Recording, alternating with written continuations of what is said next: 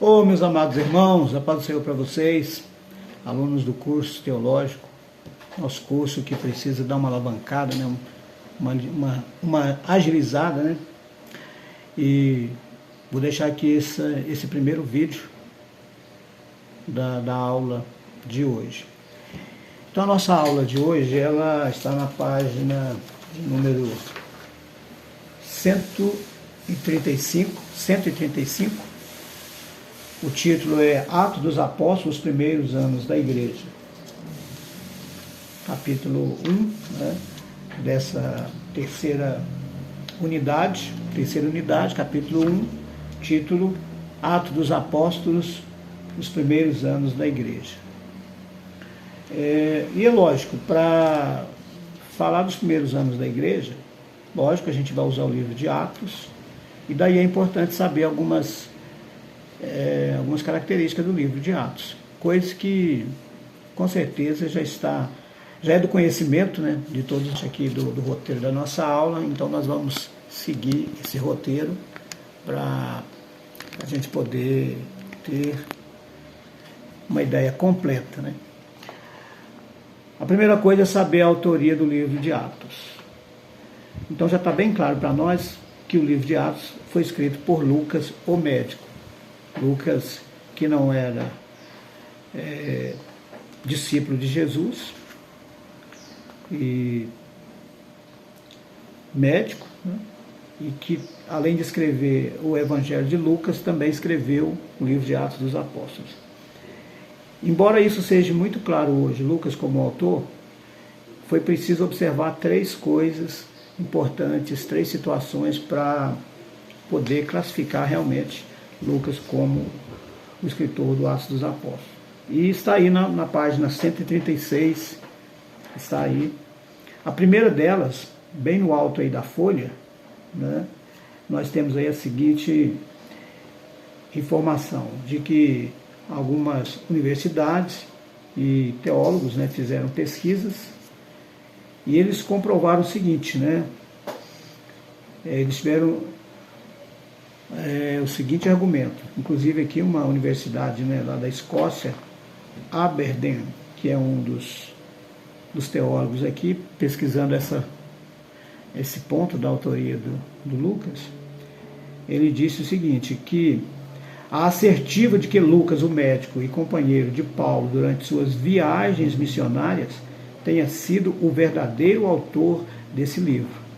Então as viagens de Paulo em que Marcos estava, né, aliás, em que Lucas estava, a gente pode ver isso em Filemão 24, 2 Timóteo 4:11, Colossenses 4:14, são momentos que Lucas está nas viagens de Paulo. Então ele, como companheiro, tem aí uma grande força, né, de que ele realmente seja o escritor, e até porque usa aí a expressão nós, né? Em alguns escritos, como nesses que foram citados, ele usa a expressão nós, né? Nós, indicando, no mínimo, que o autor desse texto tenha efetivamente estado presente nos eventos registrados. Então a primeira ideia é que Lucas, nas suas viagens junto de Paulo, tem escrito, né, vários relatos do acontecimento, né, das suas viagens, e recebido também muitas informações de Paulo sobre sua conversão, início do seu trabalho, coisas essas que estão no livro de Atos, né? A segunda razão para acreditar que foi Lucas que escreveu, né, está aqui no segundo parágrafo. Olha, em segundo lugar, como parte do método de identificação da autoria, estão as evidências externas, ou seja, escritores do período patrístico, que é o período subsequente, logo depois, né, da era apostólica. Então, as afirmações, ideias e garantias do período patrístico, de que Lucas é o escritor de Atos dos Apóstolos, é também uma garantia da sua autoria. O período patrístico é assim que João morre, né, que é o último dos apóstolos. Então as pessoas que vêm depois disso, os líderes que vêm, eles são chamados de pais da igreja. E são eles que vão organizar as doutrinas do Novo Testamento, as doutrinas do cristianismo, até que Roma, né, depois passe a liderar, né?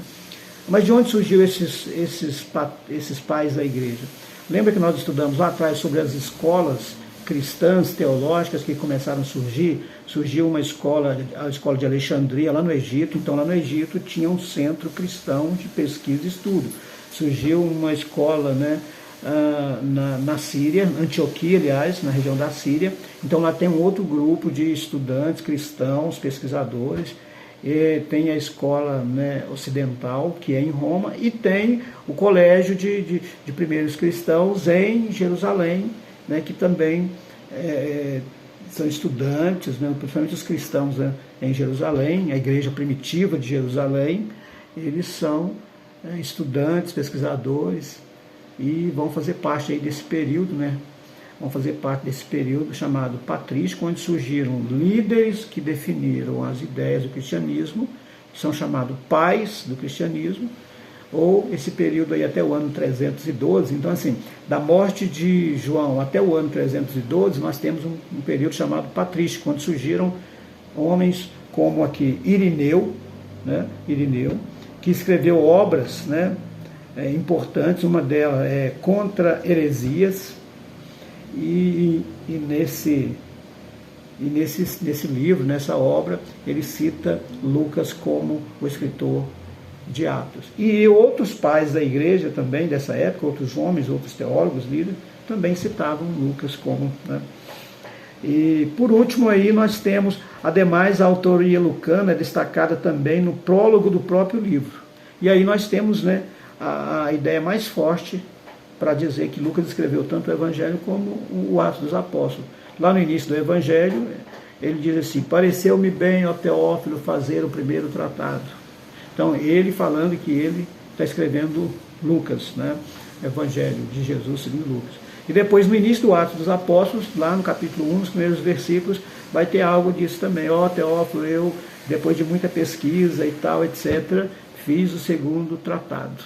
Nós já vimos que Teófilo provavelmente era um empresário, né, grego, não cristão, não judeu, mas que interessou saber sobre Jesus, né, e financiou, né, o trabalho de Lucas, quando Lucas estava escrevendo o Evangelho e o Atos dos Apóstolos. Então, esse Teófilo, provavelmente um empresário, alguém rico, que tinha interesse de conhecer a história de Jesus e do próprio cristianismo. Ele financiou o médico Lucas nas suas viagens.